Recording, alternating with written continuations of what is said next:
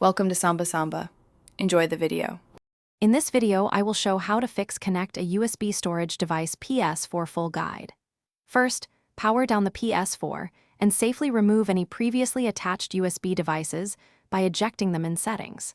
Next, insert a supported USB 3.0 drive formatted as XFAT or FAT32 into a front port.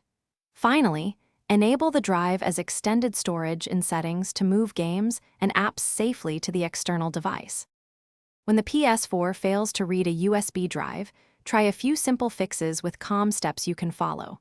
Power off and try a different USB port, then reboot the console and reinsert the drive. If still unseen, plug the drive into a PC and reformat to XFAT after backing up files. Reconnect and set the drive as extended storage in PS4 settings to restore functionality. Quick recommendation: on another note, if you snack while gaming, consider leak-proof meal prep containers to keep food neat and spill-free near your PS4 setup. They save time and avoid sticky controllers, making long installs or updates more comfortable.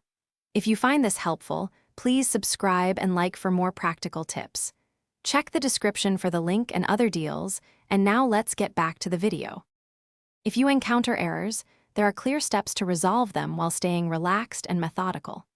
Reformat any unsupported drive to XFAT and verify USB 3.0 capability for speed. For persistent install or move failures, boot the PS4 into safe mode and rebuild the database to clear corrupted entries.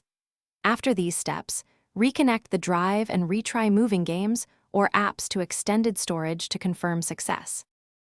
Thanks for watching. Consider subscribing if we helped you.